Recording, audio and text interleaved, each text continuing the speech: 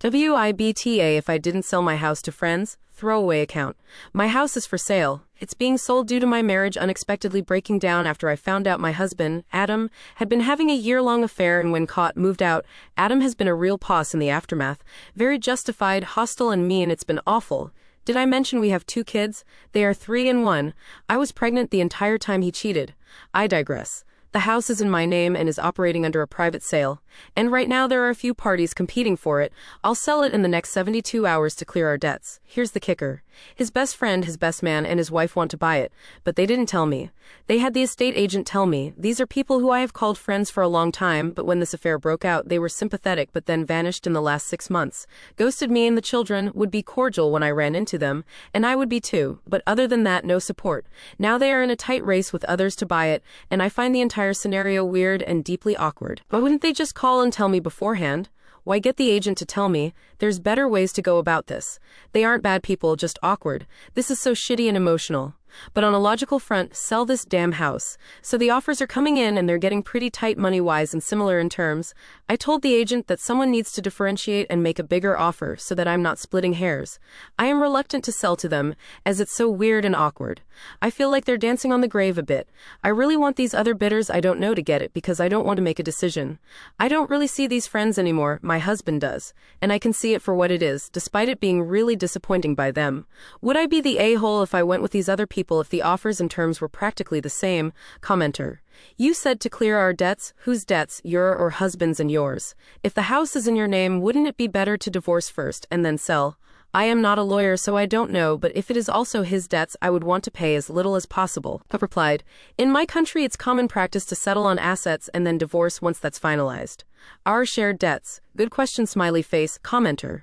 Milk every dollar you can put of whoever will pay and walk away. Op replied, 100%. I told the agent to play them off against one another. This is for my kids and my future. Commenter. Wow, these people suck. I can understand why you wouldn't want to sell to them.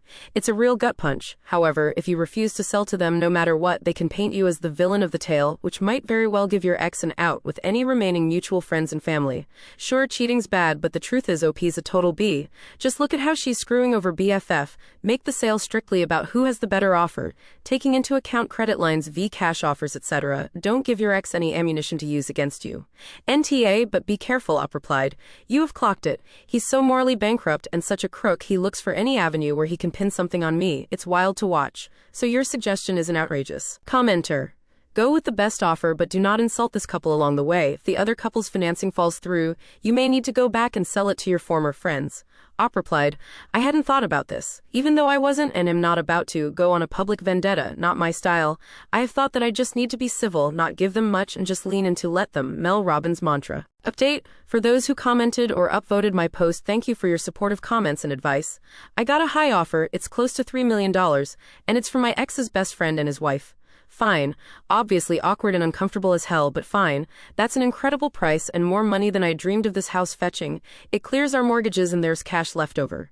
The other buyers walk. I tell the agent, yes, sold. Let me know when the signed contracts come through. But I don't get a contract. The agent and I are on the phone all the time. He's communicating with me around the clock and it is reassuring.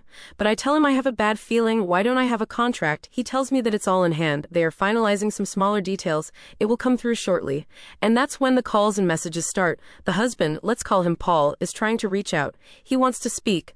I avoid his calls and tell him I'm busy with the kids. Any cues regarding the sale direct through to agent. I'm ready to sign. Paul says, no concerns commercially. We want to check if you're okay. Call me. My agent says, you're right to have a bad feeling. They won't sign until you say you are okay with this sale. He says in 20 years of real estate, he's never heard of such a thing.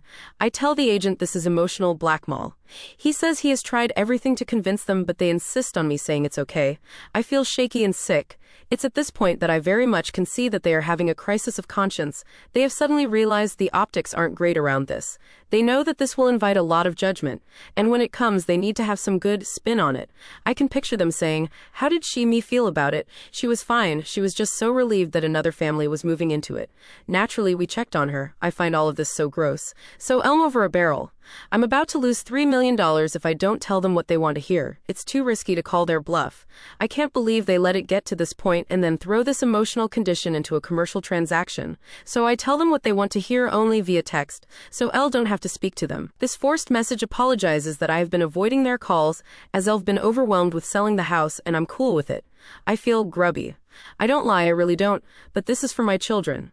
I send the text and within an hour my inbox gets the contract. I sign it. I receive a text from each of them thanking me and that my children and I are important to them and they would never have signed unless I was okay with it.